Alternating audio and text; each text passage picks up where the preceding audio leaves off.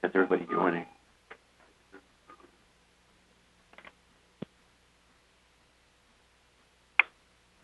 Hello, we're on. Just a quick reminder, if you've dialed in, to please mute your phone because we'll get a lot of feedback otherwise.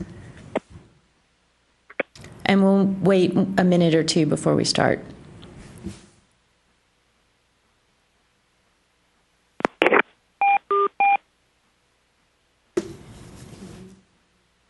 I can hear him.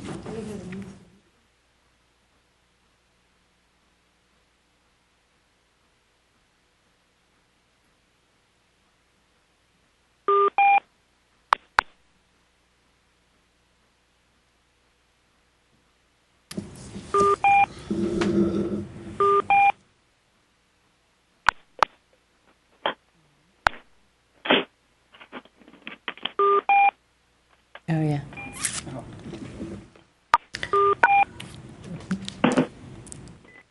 Good afternoon. Hello. Hello. Please mute your phone at this point. I'll go through the logistics of today's webinar and introductions in just a moment. Please do not forget to mute your phones. We can hear conversations coming over the line, so.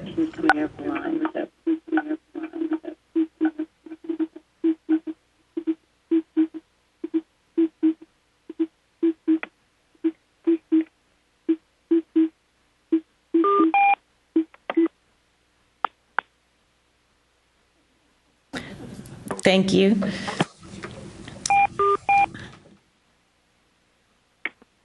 Again, a reminder to mute your phones. It sounds like most of you have. Thank you. If you don't mute your phone, we'll be able to hear the broadcast through your phone line, and that provides a lot of feedback on our end. So, excellent. My name is Kristen Kramer. I'm the Senior Director of College Readiness and Success Initiatives here at the Coordinating Board. On behalf of my colleagues and myself, I'd like to welcome you and thank you for logging into today's webinar and conference call line. We're hoping that today's webinar will go off without a hitch. Of course, I've said that. Now I know we're doomed. Knock on wood. The purpose of this series of webinars is to get information from our colleagues in the field about, one, how they're anticipating handling the newly identified students who are newly identified as testing at ABE levels, and then some of the challenges that you anticipate encountering or have already encountered, and some of the solutions you're proposing. Mostly this is to get ideas, information, concerns from you all for us to incorporate into our planning process, which we, over the next few months, will develop a draft plan that we will then bring back to all of you in the field for feedback. So this is not a one-time deal. We see this as very much a collaborative effort. The logistics for today, again, I would ask everyone to please mute your phones. And that means everybody. We will go through the list of folks who have registered as desiring to speak. We've sorted the list according to college, and we'll start at the top. I or one of my colleagues will call the name and the name of the college, and then you can unmute your phone at that point and give your thoughts. We are going to attempt to not address questions today. We really want this to be listening from you all, but if there are particular items that that one of us feels like needs to be addressed here today, maybe someone will jump in. But otherwise, really, we just want to be hearing from you. We're asking folks to, well, we've said limit your comments to 5 to 10 minutes max. It looks like there's only about maybe 7 people who've registered to speak. At the end of that time, if there's time remaining, which I think likely there would be, If there is someone who would like to make a statement at that point, you're welcome to. I'll take a brief moment to allow my colleagues to introduce themselves, and we have a broad selection of people here because naturally we're all very interested to hear what you have to say. Also, I send the regrets of Suzanne Morales-Vale. She was pulled away today and was not able to attend, but she's going to be following up on all the feedback that we receive. Just to remind you one last time of the questions we sent out, requesting that you address these in your remarks. The questions are, what are you currently planning or currently doing for students testing at ABE levels? Second question is, what challenges are you or do you anticipate experiencing? Because this is information for us in thinking about the kinds of ways we can help from a policy perspective, perhaps. And then the last, what solutions are you applying or are you considering?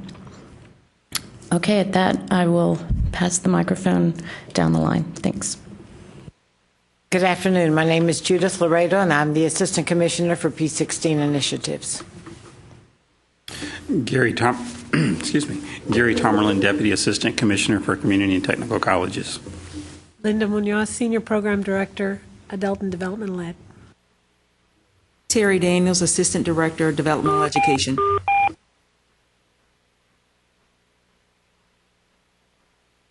Sorry, thought I was on. Alan Bugby, Senior Project Manager.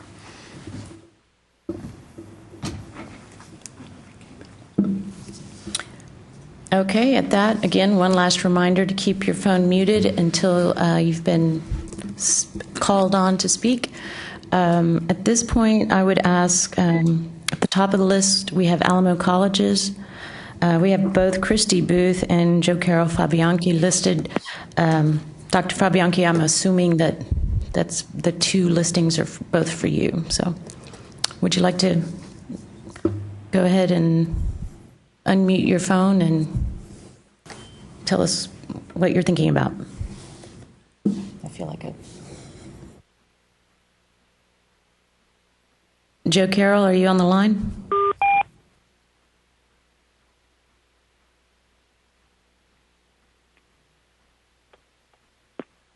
Christy, are you signed in? Christy, are you signed in? Christy, are you signed in?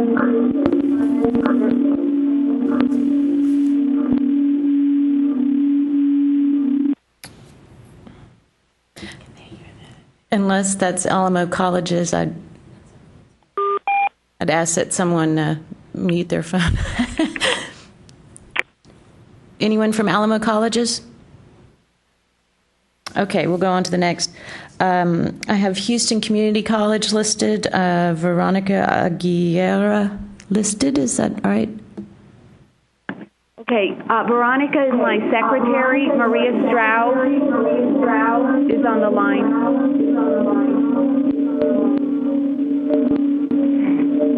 Can you turn her volume? Can you turn down the volume a little bit? You want me to mute it? You want to turn down the volume on your computer? It sounds like that's part of the problem.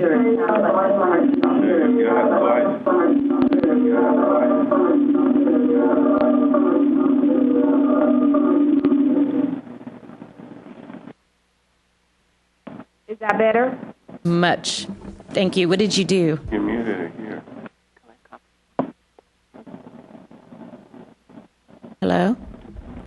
Okay, can you hear me? Yes, it's much better. Can you tell me what it is that you did to make it better? Okay, right now what we're doing with students not being college ready, we're trying to implement the IBEST model with adult basic ed. And we're also advising them to level 1 certificates in workforce, and that requires no testing, especially level 1 certificates that are not infused with a lot of college readiness skills.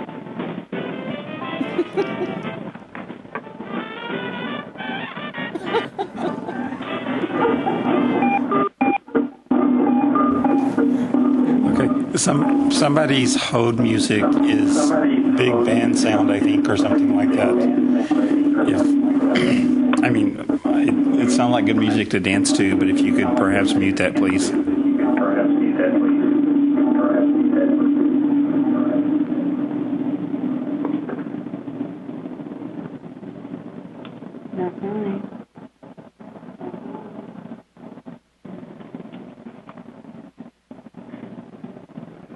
Okay, were you able to hear what we're doing?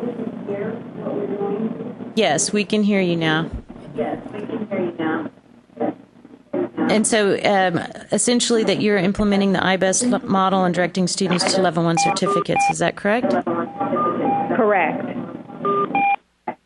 Okay, we would ask everyone to, if they're hearing us through the phone line, to please turn down the sound from their computers, to mute the sound from the computers, because I think we're getting feedback that sounds much better, whatever's happening out there. Houston Community College, do you all have anything else you'd like to share?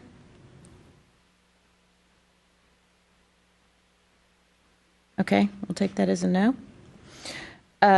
Next, we have Lamar State College, Orange. I have both Andrea Stevenson and Victoria Norville listed.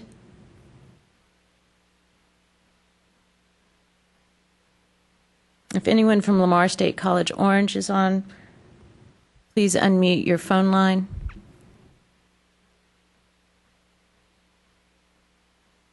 Okay, moving on. Laredo Community College, Lupita Mireles. Are you on the line? Hello, this is Marisa Guerrero Longoria from Laredo Community College. Can you hear me? Yes.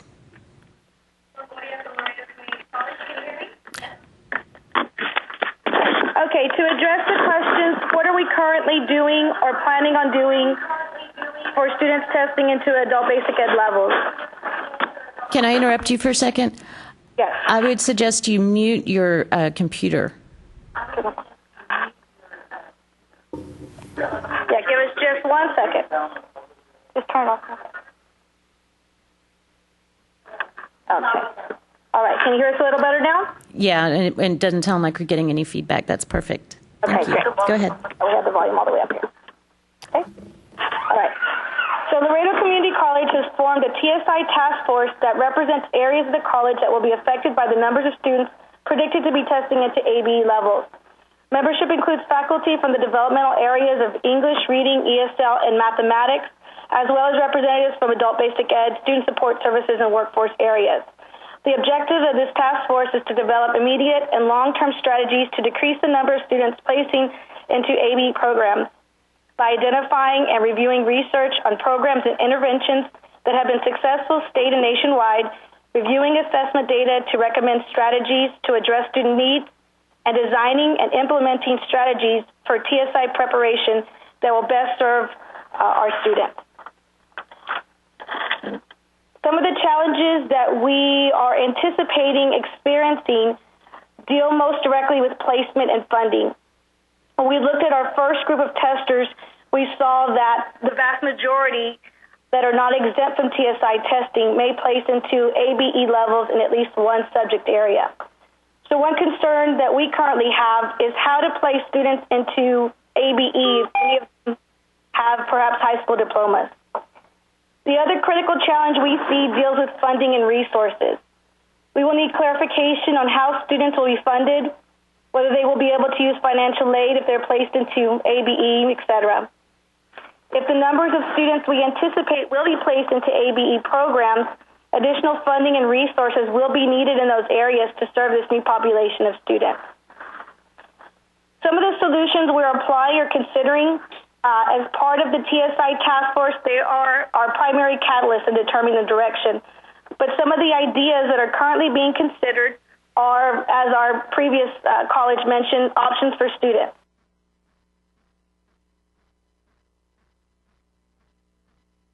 Also,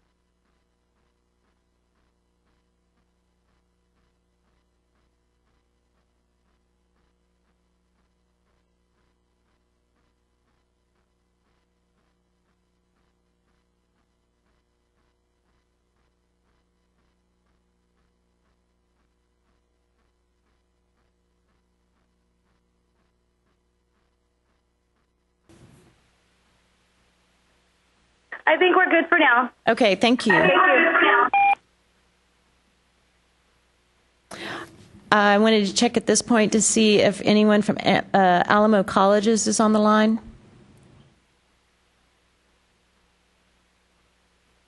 Alamo Colleges is here. Oh, well, good. We have you down as wanting to speak. Is that still the case? Yes, we were just going to share with you the answers to your questions. Great. Go ahead. Okay. We are now. Is this Joe Carroll? In the process of planning some things for our ABE level beginning next fall. We are revamping our developmental sequence. We'll have a level for those who score 8th grade and below for math, and one also for integrated reading and writing. Those will be contextualized around some career fields that we're putting together. We will. Can you speak up a little bit? We can't quite hear you. IBEST programs in place that we'll be using to really help students who, and I think our goal right now is that those would be about 5th grade level and above. But we are in the process of developing 3 more IBEST programs that will be focused for students who score at lower levels than that. Joe Carroll? And, of course, we are allowing students to go into the certificate programs. We do plan to use the TSI assessment as a diagnostic tool. Our technical faculty feel very strongly that any student that comes to them should know their basic skill levels, and so should the instructors. We are working with the Literacy Network across the city for those students who are not successful or through advising choose to begin at with another option. We feel like our challenges are to provide the appropriate touch points for advising and to really do the depth of advising that may be needed to help the students that score at the lower level to understand their options and to select an option based on their interests. We also are looking much more at the ESL to determine how best to both identify and advise students who are actually at the ESL level. We are, for solutions, we're looking for alternatives to provide what we feel will be the necessary advising levels with the staff that we have. Our IBEST programs have a history of doing a really in-depth advising with students that have been interested in going into the IBEST program, and they are able to really identify the kind of support that those students need, and to expand that to all of our students across the colleges will be a challenge. And thank you for giving us the opportunity to share. Thank you.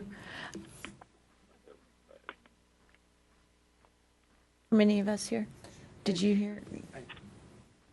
I have a question, please. I didn't quite understand. You mentioned something about the 5th grade level. Are you looking at workforce certificates that are that level, or is that some kind of cutoff level you were looking at? Yes. The IBEST programs that we have in place, and we have somebody here that can provide more information if you want it, but those have been designed to integrate those basic skills in the entry-level courses in the certificate program, in 9 different certificate programs. But we have targeted students who are at the 5th grade or above level in the basic skills. And I would say yes, whoever you have that can provide more information, I think we'd be interested in hearing that. Sure. Hi, this is Sonia Gary, IBEST with the IBEST program. And what we're doing is we definitely want to expand, and we're looking to expand our IBEST for 5th grade to, and above. But we're also looking at for 5th grade or 4th grade and below, having like an IBEST-like model where we're creating pathways with exit points for marketable skills and making those stackable certificates and skills. That way we can address the lower level of our breakdown of adult ed, and then higher mid to higher level for our students that fall in that category. I believe they've had the technical faculty working with the English, reading, and math faculty to develop those integrated entry-level courses in those certificates. Correct. And what's new on the horizon is the IBEST-like certificate programs, which have marketable skills at certain exit points, and that's to address the lower level. But we're definitely continuing partnering with our colleges in order to expand our IBEST certificate programs with stackable certificates as well. Thank you. You're welcome. Thank you so much. Just a reminder that when you're speaking, to please make sure you're speaking clearly into the phone. We had some problems. We miss a few sentences here and there. Make sure you're speaking at a sufficient volume or not too far from the phone. Okay, great. And we're going to be able to try to also regulate that some here as well. Thank you, Alamo. Next, I'm going to call again Lamar State College Orange in case someone is on the line now. Is anyone on the line for Lamar State College Orange? I'll take that as a no. And moving right along, we've got Lone Star College Cy-Fair, Kat O'Brien. Is anyone on the line for Lone Star College and Cy-Fair? Okay. Kathy Kemper from Lee College, are you on the line?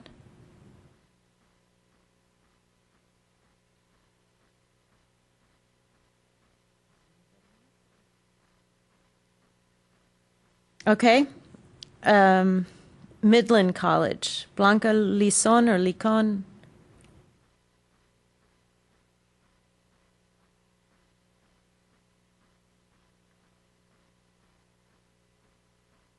Yeah, you may be speaking and we may not be hearing you if you still mute, if your phone is still on mute.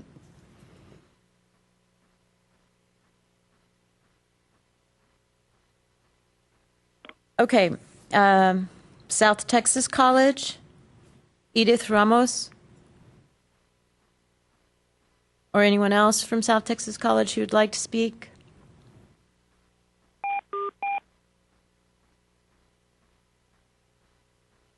South Texas College? Once. Okay. Tarrant County College. Rick Garcia? Yes, hello, this is Rick Garcia. Hi, Rick. How are you? Good. A couple of things on our behalf. We have what's called an academic enrichment program, and that program we've had for a year. The plan is to convert it into a mandatory program using the ABE cut scores in the spring of 2014. So based on that, we have identified the student groups, well, the tentative student groups that might be in the ABE format. In that ABE format, we would have students obviously in reading, writing, and mathematics. We would offer different sections. Using the new TSI assessment, that diagnostic that is printed out, we're also embedding verbiage on that diagnostic, so when a student gets the results, they know that they qualify for the ABE program. That diagnostic is then shared with the advisor who helps the student register for the ABE course. That course, again, would begin in the spring. It would be mandatory for students. We were very fortunate because we began this pilot a year ago under a grant from a donor in Tarrant County. Since then, we are able to sustain the grant or the pilot program through institutional funds. So effective spring 2014, Tarrant County would be able to pay tuition for these students that fall in the ABE format. Testing would also be free for these students.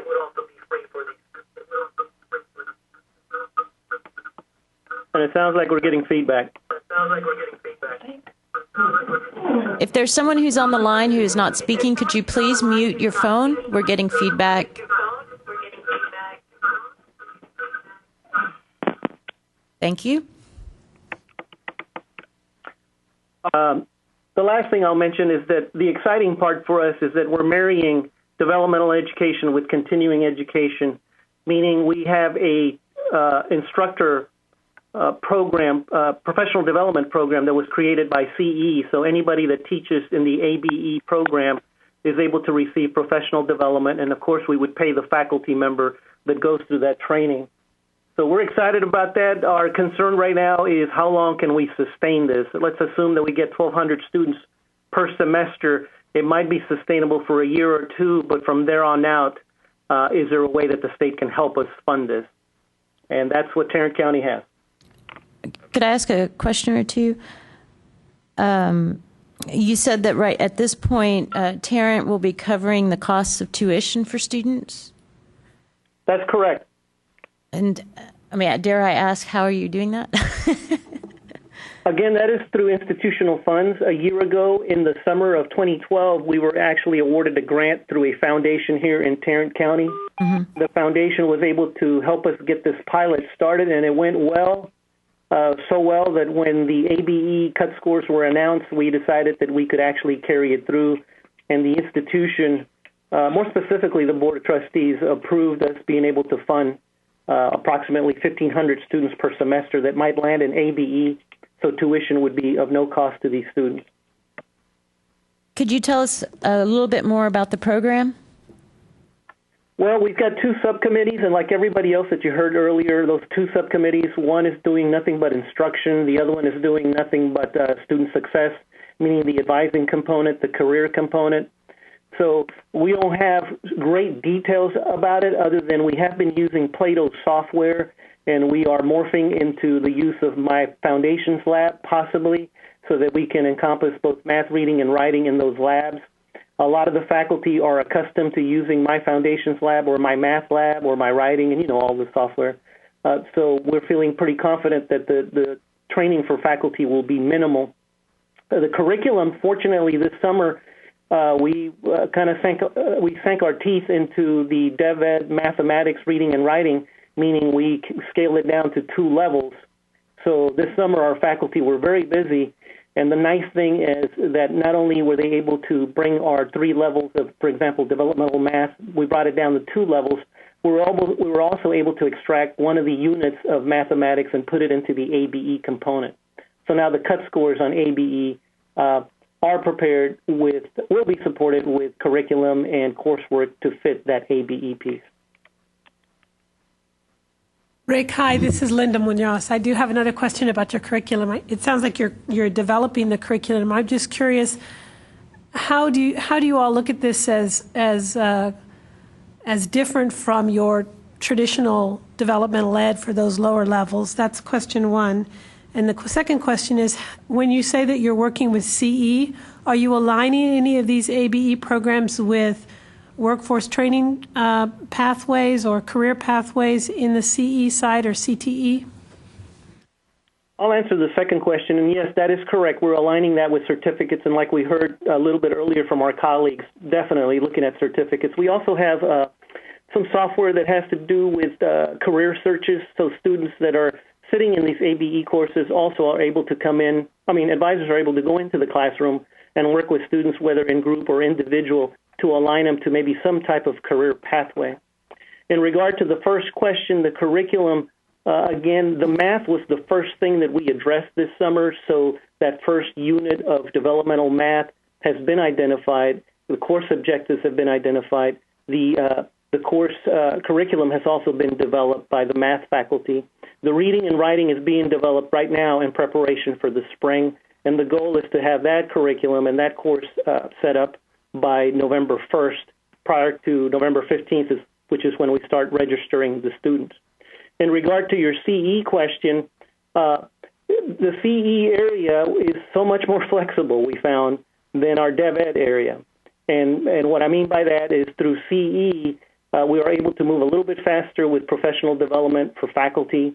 the creation of the sections for the courses are also easier for us to do via CE as opposed to on the DevEd route, because through developmental education, our system is colleague, and it's been a little bit challenging to be able to say that these cut scores would actually automatically place a student into the ABE arena. But CE was so much more flexible, so that's how we were able to go that route. Now, we say we marry both because we've got both CE and DevEd faculty working together to make the ABE come to life, or that program come to life.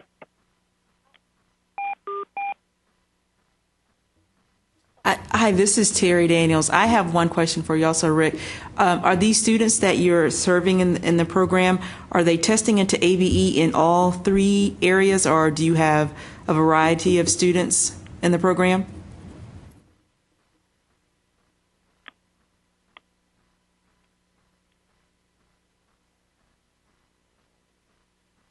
Hello? Rick, are you guys still there?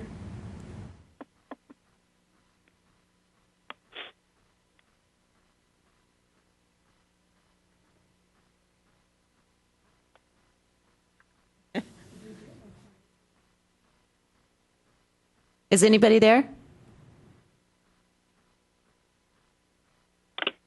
Some of us are, but not Terrence.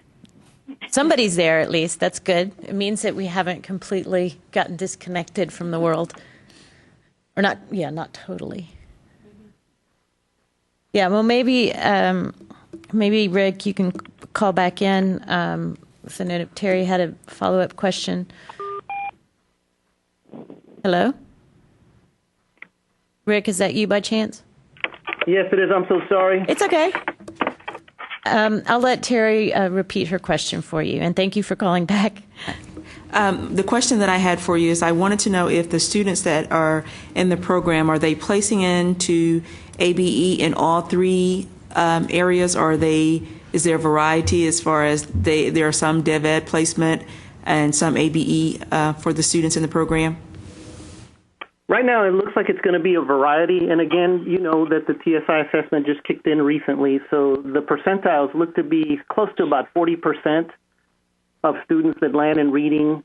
I think it was like 45% in reading, and the other percentage, the 60% or so, were college ready. But to answer your question, yes, it would be mixed.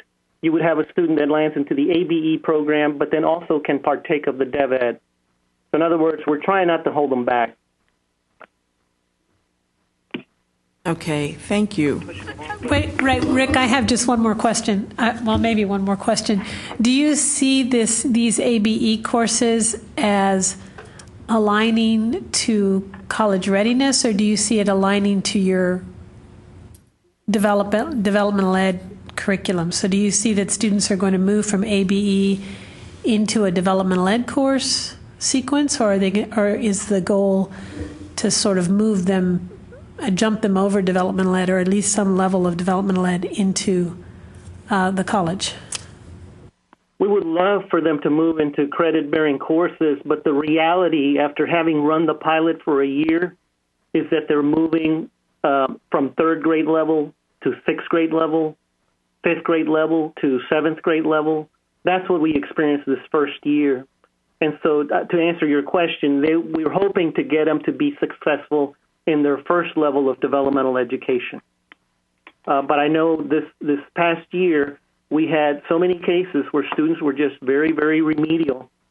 And we worked very hard at getting them to move up ahead, but we couldn't get them past 3 grade levels.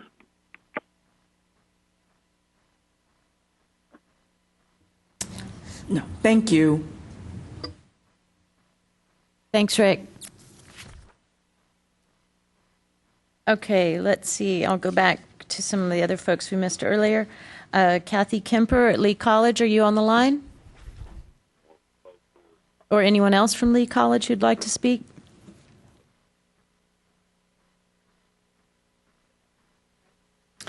Andrea Stevenson or Victoria Norville from Lamar State College, Orange?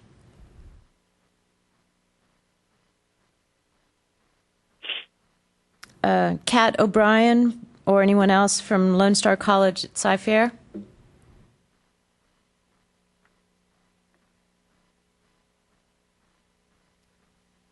Okay, Midland College, Blanca Lison or Blanca Licon. Since this is put into Excel, you don't know. There could be a missing. No? South Texas College? Anyone from South Texas College who would like to speak?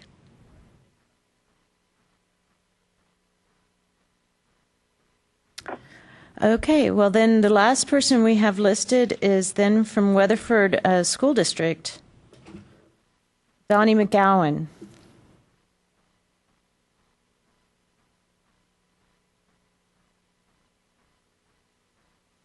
Or not.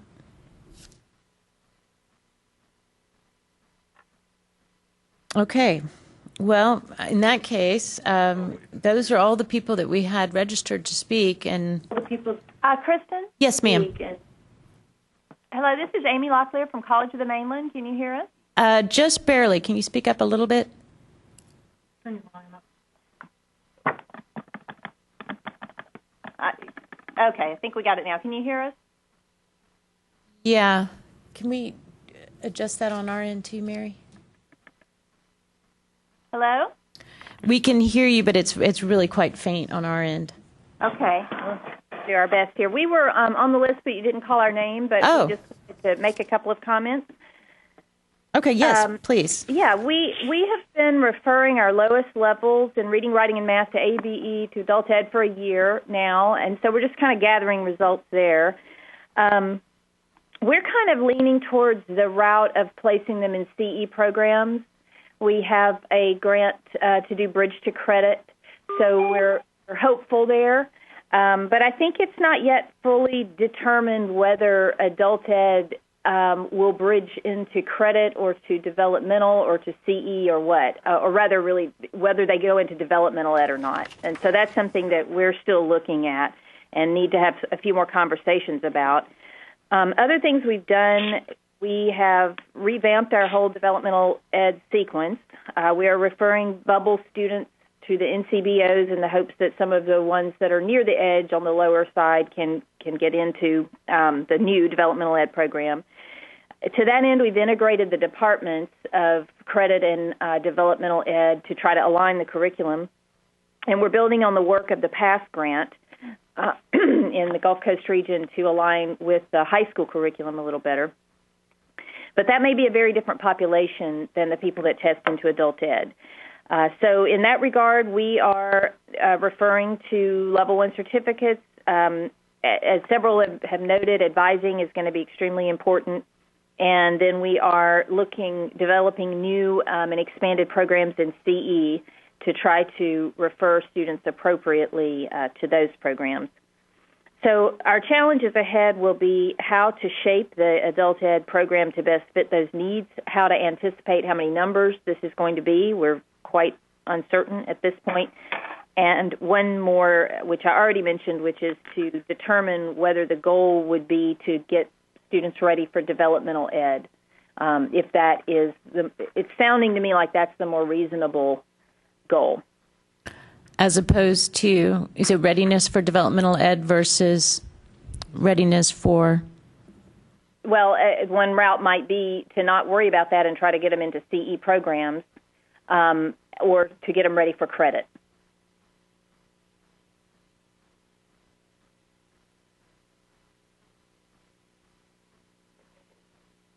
Are you all looking at various options depending on the student, the student's goals, and the student's skill level, or are you trying to come up with sort of a one option for the bridging? No, we would prefer to have it be that there are multiple options for the students. It's very hard to put this group into a category. They're just coming at us with so many different types of needs. I'd like to ask you the same question that Terry asked Rick. Are you finding that the students, since you have data from the last year, are you finding that students are falling into 2 or 3 levels or 2 or 3 skill areas in adult or in the basic skill area? Are you? Josh Hayes. Josh. Hey, Linda, it's Josh. Hi, Josh. Hey, we were essentially what we were doing is in prepping for this is we kind of carved off the folks that were in the bottom level in all three areas, and referred them over for intervention. And so in those, I mean, most of these folks at their highest level were functioning well below the sixth grade level. And it was I think over the year it was we worked with about 69 of them. And they just that particular population at that skill level exhibited a lot of challenges that your average program wouldn't be really prepared for. I mean, fewer than half of them finished the first week of class. So it was a little bit challenging to determine what sort of interventions would be appropriate when you don't hold on to them for that long. So to some degree, with that group, we've been engaged in a process of sin eating. And those are just keeping folks out of the denominator. And so, Josh, these are students that through advising, they come in through advising, through a pre-assessment activity or something like that, and then you identify them on the advising end, and they're saying, hey, we have this adult ed program that will help you build your skills, and then they send them over to your program, and then you determine whether or not where their best routes are. You help them work with their best career options? Is that how you're doing it? The 8-week intervention that we've been working with is it's a mixed group of other ABE students that want to transition to college and high need developmental students. The big difference being whether or not they have the secondary credential. So the ones with very low skill sets in all domains were referred to us, and then they do an 8-week intensive remediation. What we didn't really anticipate was that the high school graduates would have skill sets so much drastically lower than our ABE students.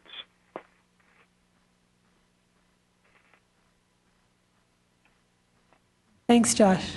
Mm-hmm.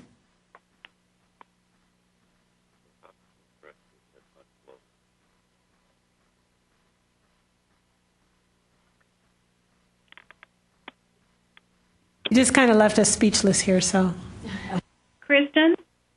Yes, Can you hear ma'am. me? This is Jo Carol Fabianchi with Alamo. Yes. Could we ask you a couple of questions?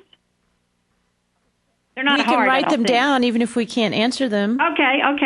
One is I just wondering if you're having feedback from any of the colleges about whether more students are scoring in this ABE range than we might have thought. What we're finding, I believe, is that at each of our colleges, a larger percentage than we had anticipated are scoring at that level.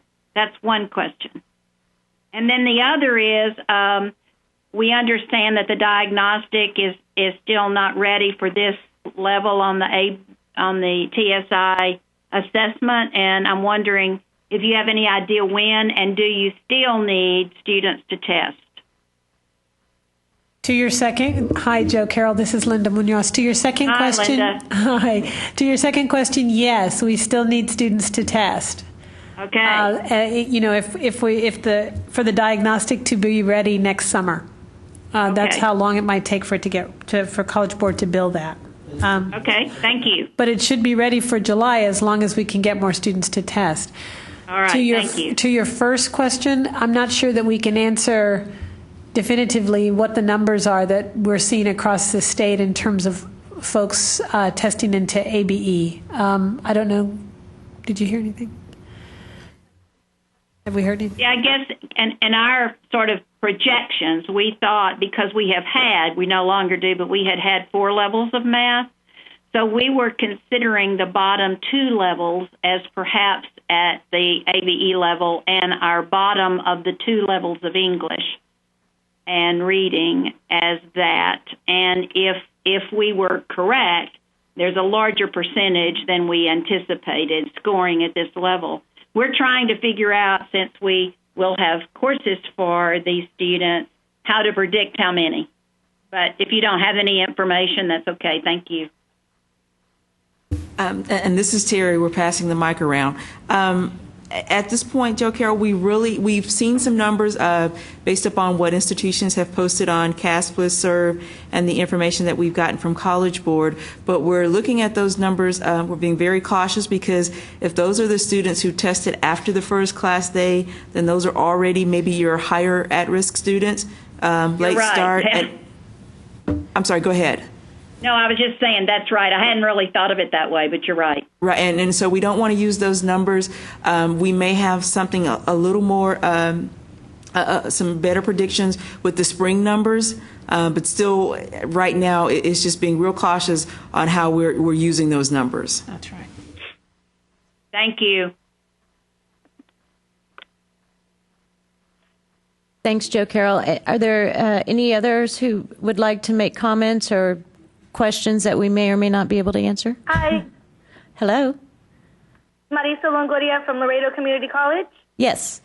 Hi, we were hoping to get some clarification on, well, basically it's our understanding that students with a high school diploma cannot be placed into adult basic ed programs. So we're hoping to kind of get some clarification as far as what are going to be the guidelines for placing those students. It's important that you work with the rules from TEA and now TWC on that. We're not responsible for the adult ed programs, the federally funded adult ed programs. So when you're looking at basic skills levels, we're not necessarily saying put these students in an adult basic ed program that's federally funded. That's not at all what we're saying. We don't assume that those programs are at full capacity. So what we're talking about is a skill level, not a program. There aren't any restrictions, I don't think, on our side as far as, as far as the higher ed institution governing sense. I think that's really institutional decision, and then it goes back to whatever the rules are for the federally funded, which is outside of our purview, of course. I think what just to piggyback on what Kristen. On that question? I'm sorry, I didn't hear what you said.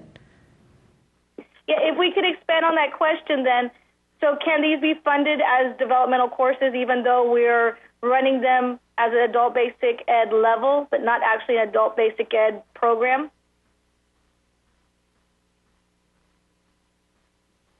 Sure, I mean, we can't talk about what we're looking at various options for the future as far as how we might, the kinds of recommendations we might take to the board and talk about with the institutions as far as how might one fund ABE skills courses at the institutions, the public institutions. As far as right now, there are no, we haven't provided any direct guidance regarding where and how these students are being served. This is sort of an open year. More you provided the information from the testing about where the students' needs are, but it's really open and up to the institution as far as how you would like to serve them at this point. And we will be discussing options for 2014. Does that answer your question? Yes, thank you. Yeah, and do you have any thoughts around what it should look like for 2014? As far as, funding goes. Are you asking Laredo Community College? Yes. Well, we're hoping to be able to kind of fund, even though we understand that the whole effort here is to move away from just running it as a traditional developmental course. I mean, we understand there's different skill sets. We're looking at students, going into certificate programs and doing, advising students and looking at having them placed differently. We understand all that. Our concern is coming from, are we still going to be able to use those traditional kind of financial aid funds to be able to, work outside the box and have some innovative ideas, but, have some funds to pay for it, basically.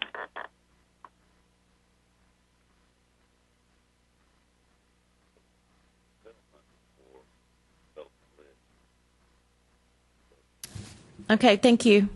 And again, once we are putting together some ideas based on things that you all have brought to us and the research, and we will be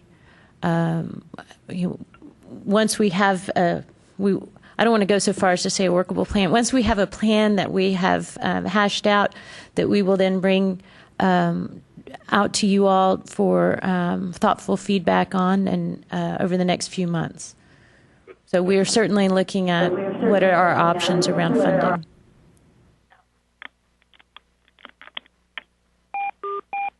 This is Houston, Maria Strauss. I'm under the impression that if students are advised to a level 1 certificate in workforce, they can apply for financial aid.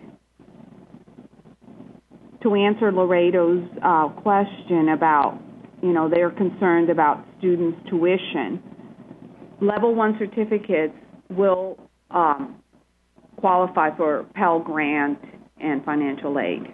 Yeah, if they're high school complete and pursuing a certificate, they should qualify, yes.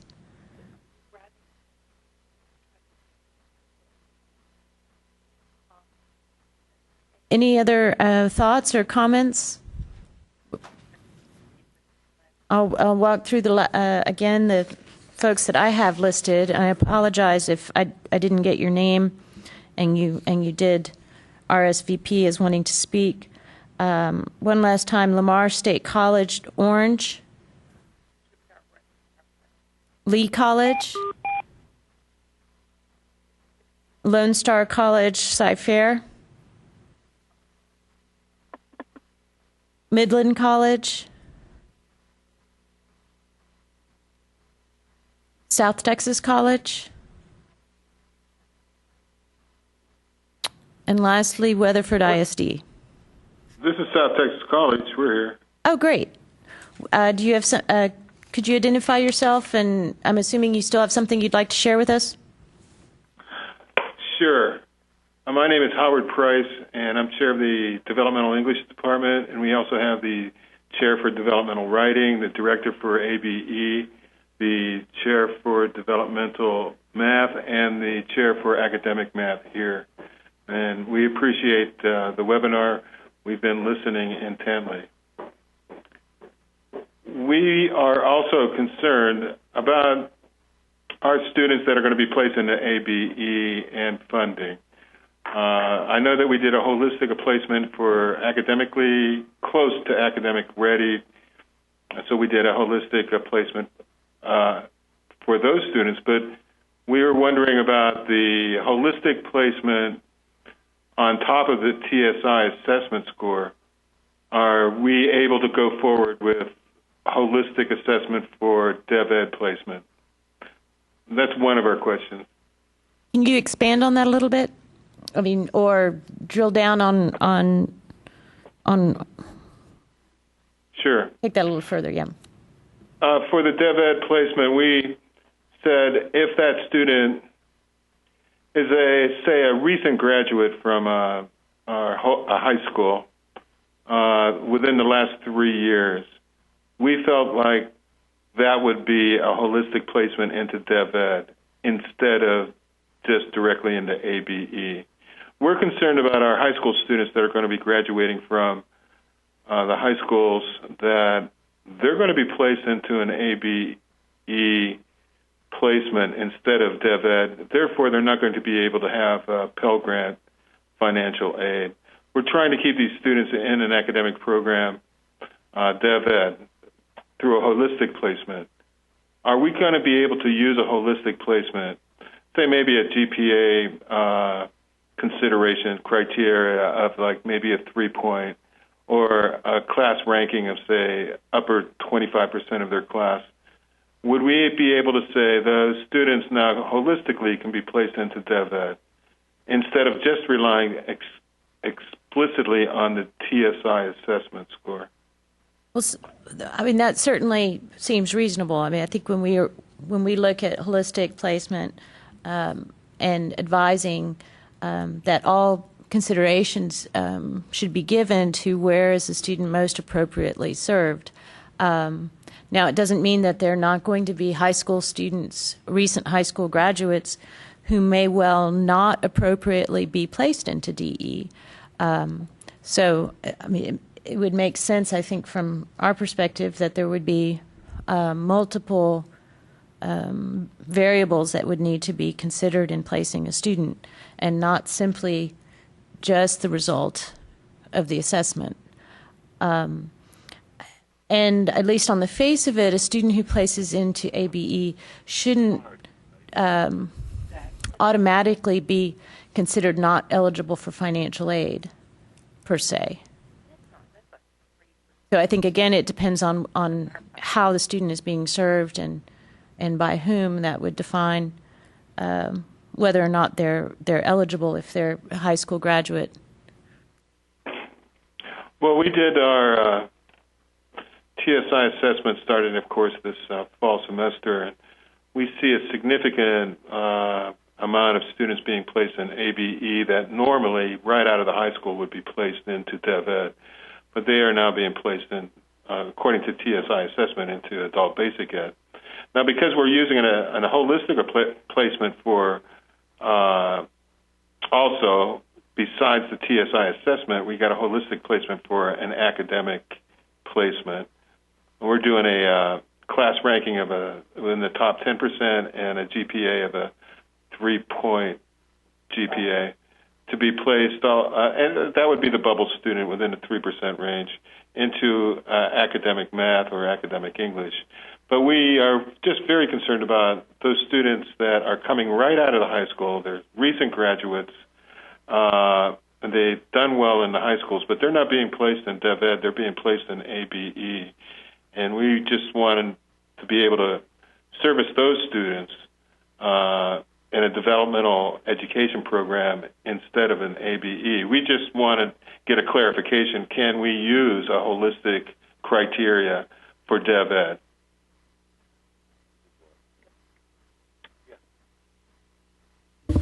This is Terry. I just have one quick question for you. Do you have the NRS levels for those students that are placing into ABE, recent high school grads? No. So you have the TSI, you're looking at the TSI scores, right? And you're saying that they're placing into ABE. So those ABE scores are aligned to the NRS levels.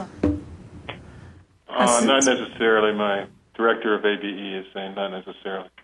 But we're just looking at the scores of the students that have taken the TSI assessment this fall semester in the first, we're in the 7th week right now, or 6th week of the semester. And our preliminary review of those TSI assessment scores, those students that would normally be placing into, say, our lower level developmental English, math, and reading, they're being placed into adult basic ed. And many of these students are right out of high school. And so they're out of high school, they're being placed in adult basic ed. Then we just want to take those high school students that we believe really should be in developmental ed, some way that we can have a vehicle that the holistic criteria that we could get them into a DevEd program instead of ABE. Therefore, they can get Pell Grants, and therefore they can get some financial aid. We're concerned about our students that are not able to get financial aid, that they're not going to be able to continue their education. So the question is, can we use a holistic criteria for DevEd besides the TSI assessment? On the face of it, the answer would be yes, you can use a holistic advising model for all students. Now, I think there's some concern two things. One, what we're seeing across the board, and I think most of your colleagues would agree that from other colleges, that typically the students who have in the past tested into the lowest level of DE, those indeed are ABE students by and large, from what we've seen as far as what sort of skill levels they exhibit. Whether or not they're recent graduates or not, that tends to those sorts of placements tend to correlate.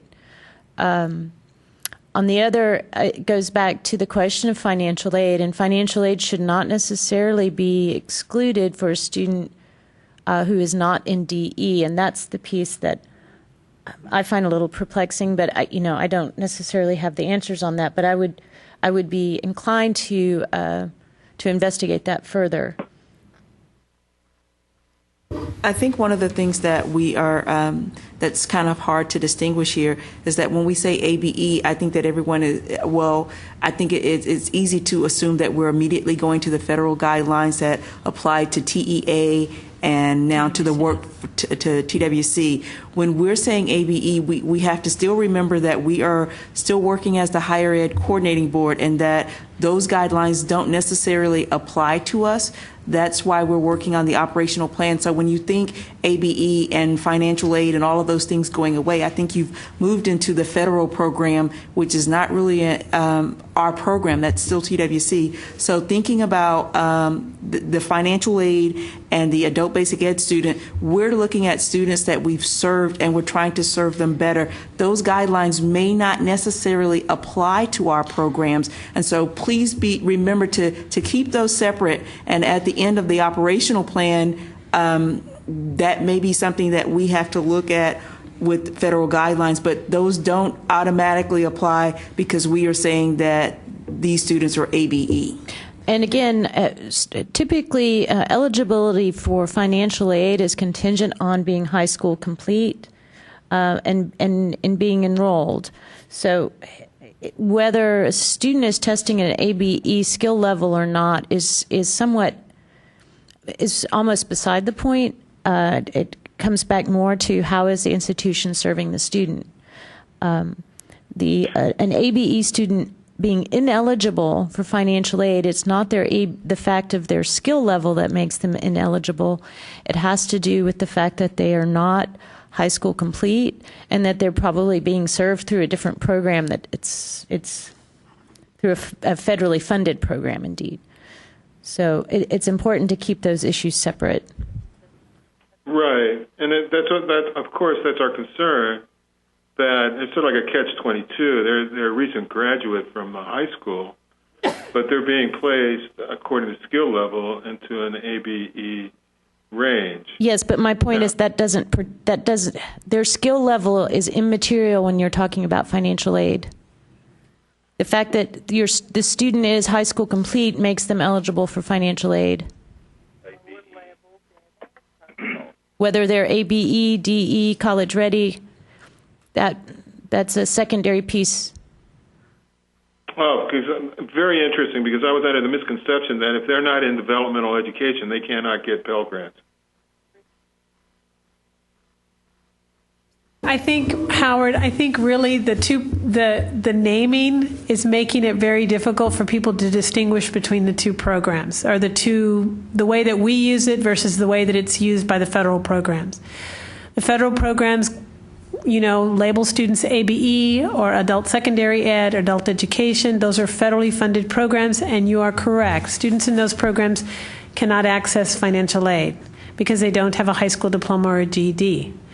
So, but students who are high school graduates or have a secondary credential can access Pell Grants and other types of financial aid. So I think you may be mixing up those two, the two types of students, or under those two different skill levels because of the way that the program they're in, and that's what it sounds like.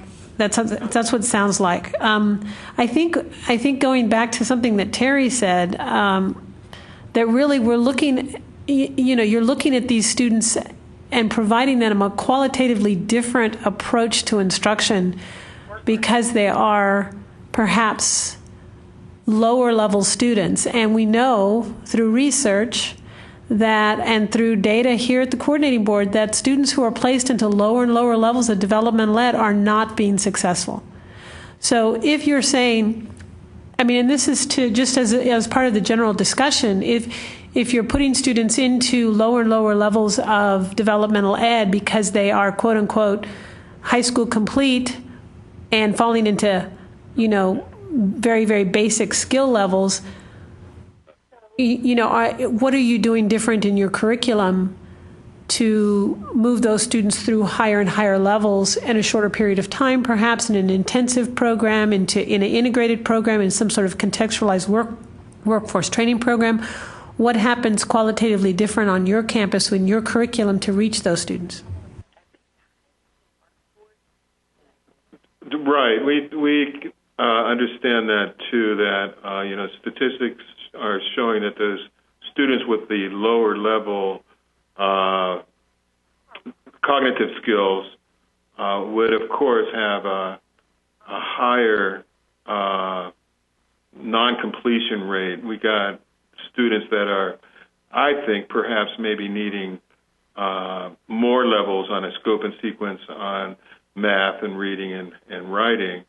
To UT Brownsville, when I was down there, we had 3 levels of ESL before we had 3 levels of developmental English. And so it took about 2.5 years to get that low-level student matriculated through these levels. However, those students that were able to make it then were successful. Sometimes I'm very cautious about that observation that low-level student, that percentage that is making it, it isn't because it's a low-level course. It's because it's the low-level skill range, whether it's cognitive or the affective domain is being challenged there. So we've been doing a wonderful job, I think, down here in South Texas College with our programs. We're doing we did 3 levels approach to reading and writing and math. We now do a 2-level approach in math. We're doing contextualized curriculum in the developmental writing and reading, where we were part of the Lumina grant, and we've been working really hard developing our curriculum. I'm just worried about my students that are coming out of the high school, and we've been servicing those students also with ESL programs, whether it's ABE or whether it's in the developmental ed programs. And we understand the challenges that we have with our students. I'm just really worried about. I'm very glad to hear that if a student has graduated from high school, then there's going to be opportunities for funding. And I'm just looking at, okay, how can I get my students into a developmental ed, maybe it's a developmental ESL program, so that they can get some of the Pell Grant funding. We are also in South Texas, so we have one of the highest rates of lower economic status for our students, very poor area. And I know a lot of our students that are going to go into adult basic ed, they're going to be challenged financially to continue their education. And we're just looking at ways that maybe holistically we can get a student that would maybe need some extra financial aid through a developmental ed program versus an ABE program. So that was kind of like encouraging to hear that if a recent high school graduate has graduated from high school down here, that they're going to be able to get a Pell Grant to continue their education and higher education here in developmental ed at STC. Well, that is a federal guideline. I mean, it may be something to talk with your financial aid office about. If somehow, well, I'm looking at the coordinating board is saying, okay, this is it doesn't. Excuse me, it doesn't have anything. I mean, really, we should, but it doesn't really have anything to do with us. As far as financial aid eligibility goes, that's tied to being high school complete. And if a student is high school complete, they're eligible. It's right. Whatever their skill level. Right. And, Dr. Ganguly, our director of developmental studies is here. Developmental math chair. I have one question. We see many students, high school graduates, they are college ready in reading and writing, but they might be in ABE level in math. So what those students will do? Well, and that's part of our question for you all. I mean, we are talking about that internally, but the purpose of this webinar, of course, was to get information from you all, since you're working with the students on a regular basis, and understand also the institutional restrictions and limitations that you face. And and different sides, of course, on the policy coin as far as what does it really mean to be working with students at within certain parameters on your campus. So, I mean, we certainly don't have an answer for you. You know, we cannot at this point give you any recommendations on what to do. I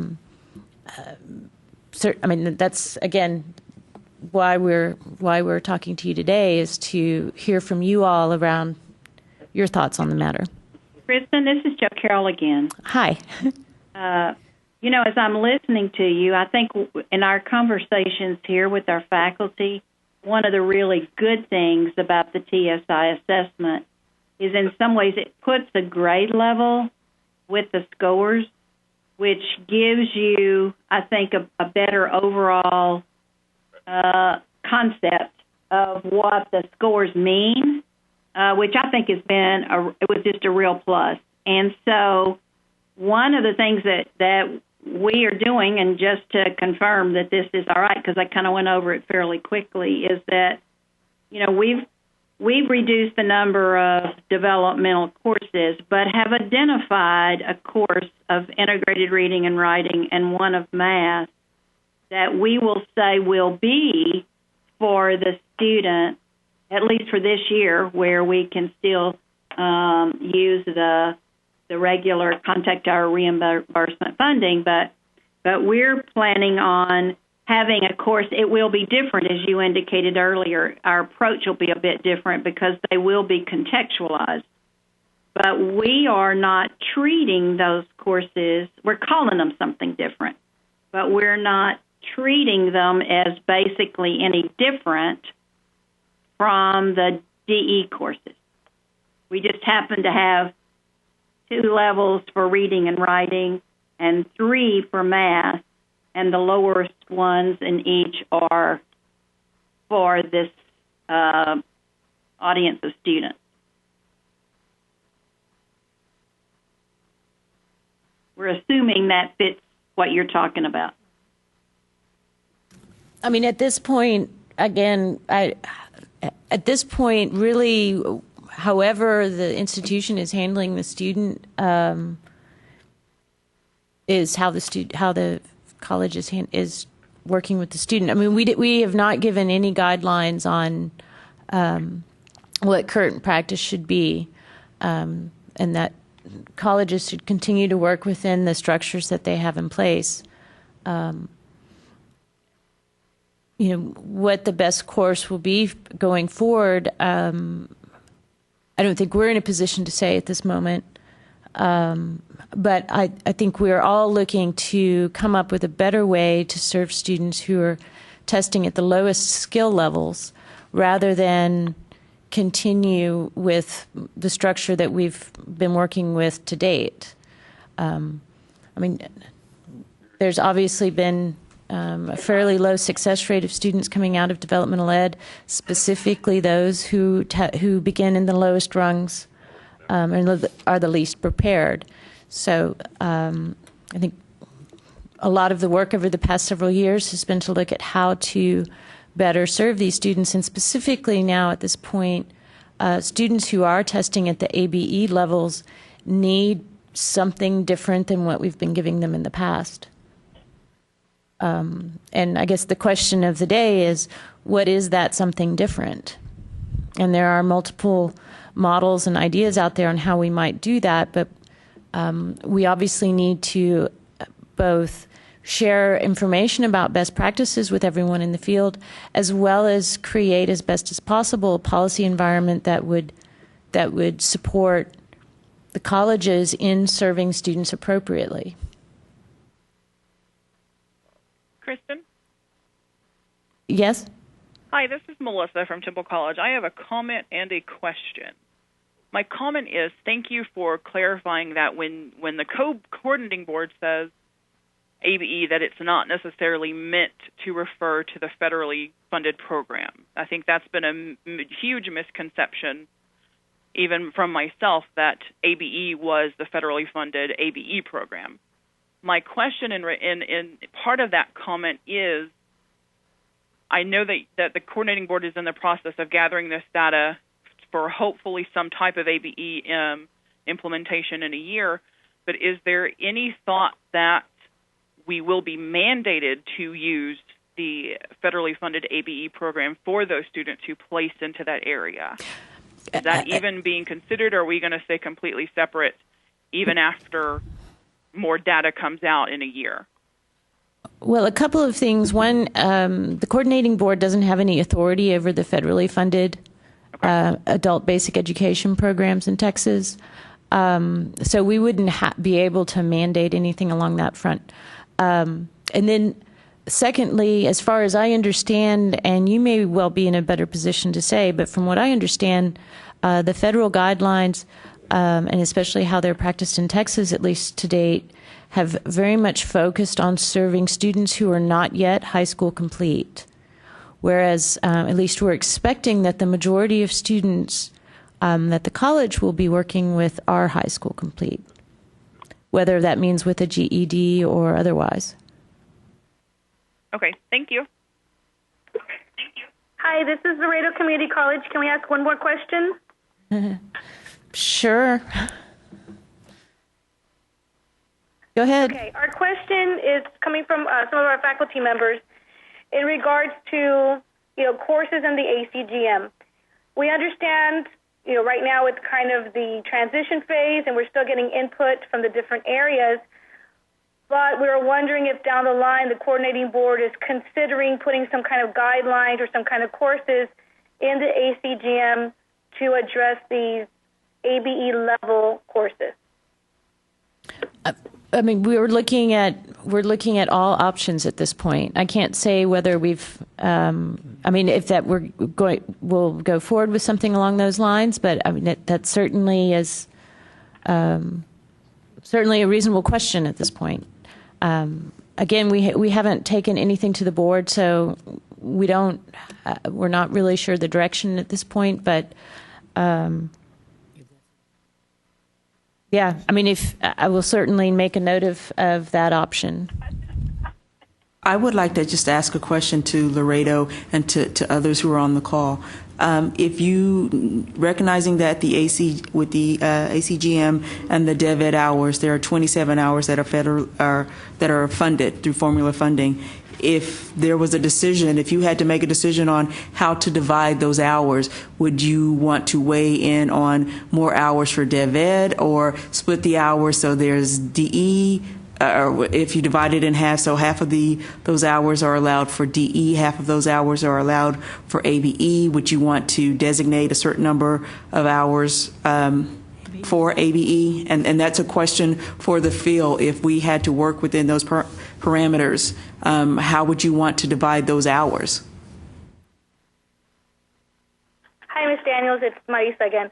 I think, and I don't know that I speak for everybody, and we definitely need to come back to our institution and talk about it, but when we're talking about the number of hours for developmental, it really depends on the student.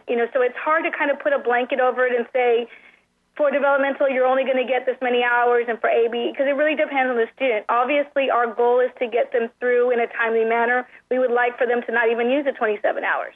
Hopefully they could go into some of these lower levels and skip developmental or a lot of developmental and go closer to the bubble and to the co-requisite college level. So I think to put a blanket over it and to be real specific is, I don't know that would be the best approach, but I would say to include them in the 27 hours, yes.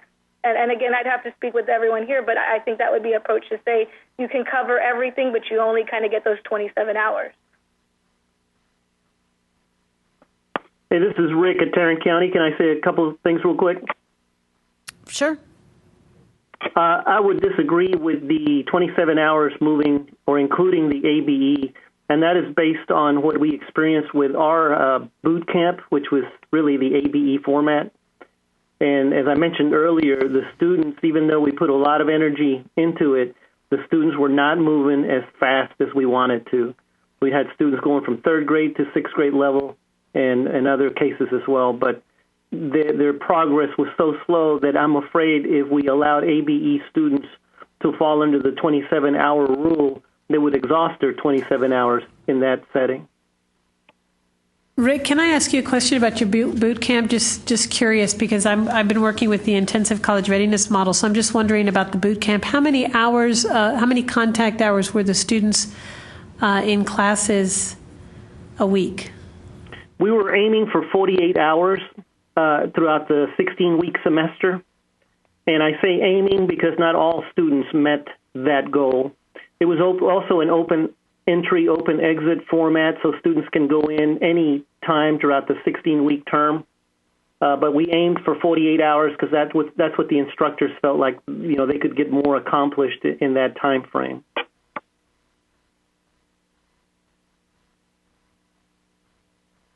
Thank you.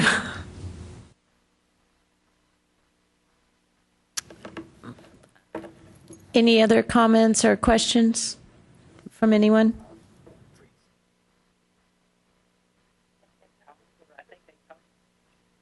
It sounds like... We have one from Laredo Community College. Okay. Go ahead. Yes, ma'am. Can you hear me? Not really. If you could be a little closer to the phone, perhaps. Can you hear me? A little bit. Ma'am, this is Vince Solis from Laredo Community College, and I just had not necessarily a question, but I would like a little bit more clarification, if at all possible, in reference to the guidelines for financial aid, where I think many of our concerns have resided, because the guidelines for financial aid state that if the student, whether high school graduate or not, is not at the state's determination of high school equivalency in terms of the level, they do not qualify for financial aid. So I think that's where we'd like some more clarification. High school diploma is considered high school equivalent for the state. And actually, I have to say, I mean, as much as we've been speaking about eligibility for financial aid and how we understand the laws, I think that if you have specific financial aid question, it would be best if you took it to your office on your campus. But again, financial aid eligibility is determined by high school completion as opposed to, how much a student knows.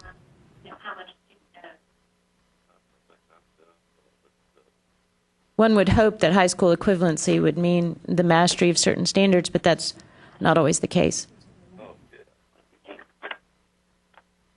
Okay, thank you.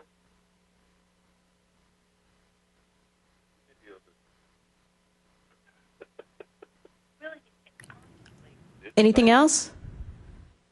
Again, I would recommend that if you have questions regarding financial aid, that there's certainly the financial aid on your office on your campus should be able to help. And I would be very careful in the way in those discussions to focus on the student you're talking about is one who is tested at a level.